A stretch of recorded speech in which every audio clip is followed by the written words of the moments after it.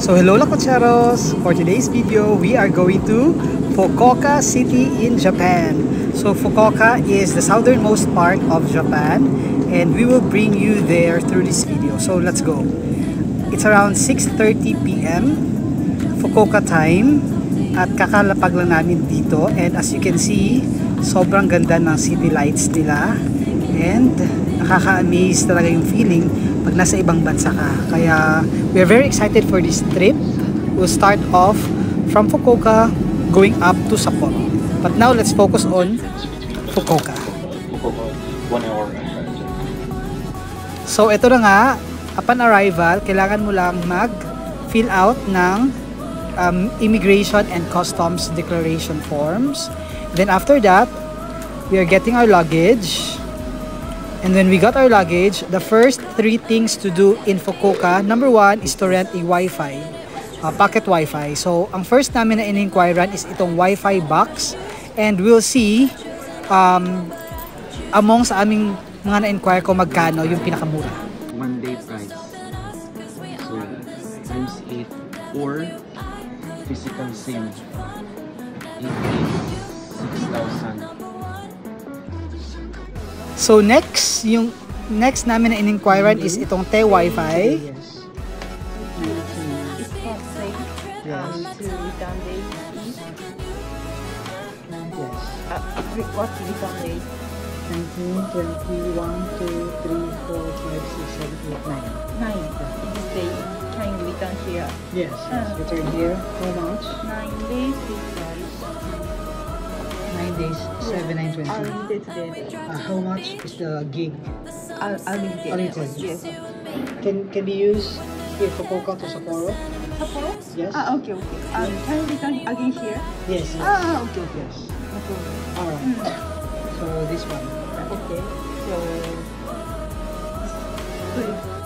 And the last one na in-inquire namin is yung Ninja Wi-Fi. We'll see sino yung pinakamura doon tayo kukuha. 9 days. 9 days. Oh, they're cheaper. For 620.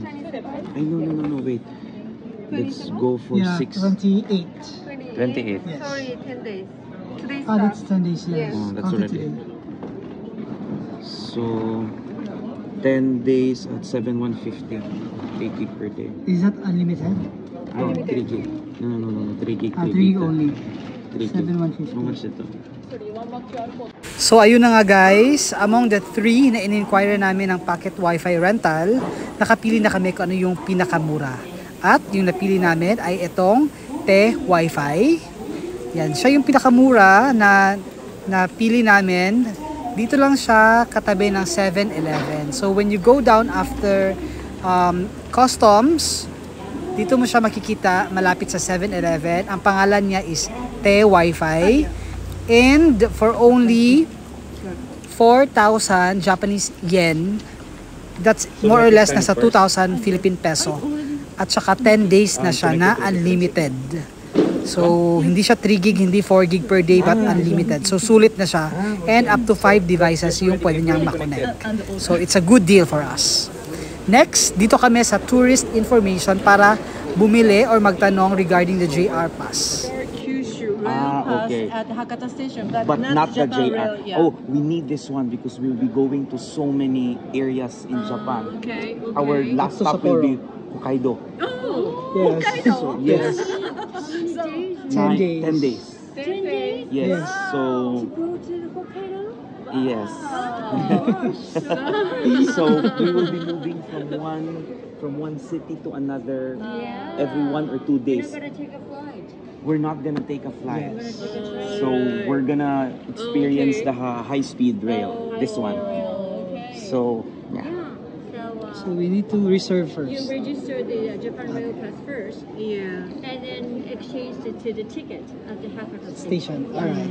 There's a Okay. JR Pass counter. So we can't go to Hakata Station and buy directly the JR Pass. We need to reserve first.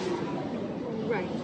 After First Road, there is a bus stop number 1, and you can take a free shuttle bus. The bus goes to the domestic south directly, and this is the first stop, and you can change to the subway there. because subway station is at the domestic airport. Okay. Mm. Okay. So this is a domestic airport, and second stop is Hakata station. Hakata. Okay. Yes. Okay. So we are here, we go there, we cross the street, we take this bus. This is for free. We can take this, we can ride the bus for free. Yes. And then we stop here. Domestic. South. And then from here, this is where we are, if we are here, and then 2 stations away. Yes. Sure. Hakata. Sure. Do you need this? Okay, No? we will. Alright. We'll take it. Arigatou gozaimasu. Have a good. So ayun na nga guys, after that, dito kami sa money exchange at try naming papalit yung 2,000 Philippine peso. So our rate today, including commission fee, Japanese almond, Okay. 1, 2, 3, 4,240 yen. Okay. Thank you so much. Thank you. Dito yan sa Travelex. Katabi lang din siya ng tourist information counter. Ayan. So yung 2,000 Philippine peso is equivalent to 4,000 Japanese yen. Supposedly, dito kami pipila sa ATM machine, pero ang haba ng pila kaya hindi na lang. So nung pagkalabas namin ng airport, finalo namin yung instructions. Merong free shuttle bus from international airport going to domestic airport, kung saan nandoon naman yung subway train station going to Hakata station. So naglakad lang kami ng konti, and dito sa waiting area, hinintay lang namin yung free shuttle bus that will lead us, or that would bring us to the domestic airport. So ito na yung bus guys, sasakay ka lang dyan, that's for free, and that will bring you to the domestic airport kung saan nandoon yung subway train station. And since wala pa kaming JR pass, bumili na lang kami ng one-way single trip ticket. And dito pumila kami, and dito lang sa machine, very easy lang siya. So for 2 persons, yung total na binayaran namin is nasa around 1,200.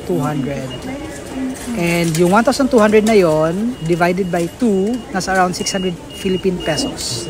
Yung one-way na train ticket from the Fukuoka International Airport or domestic airport going to Hakata train station. So just insert the bills. And then, ayan, lalabas na yung single way na train ticket mo. And then, get your change. Ayan. So, when you enter, ipasok mo lang yung ticket. Ayan. And, you can pass by na. And dito nga, sasakay na kami ng train. And, from domestic airport, 2 stations away lang yung Hakata station, kung saan nandoon naman yung hotel namin.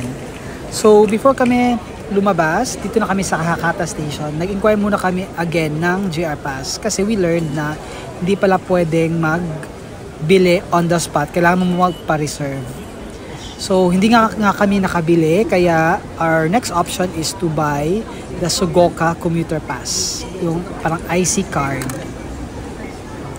So, yung minimum amount is 2,000 Japanese yen.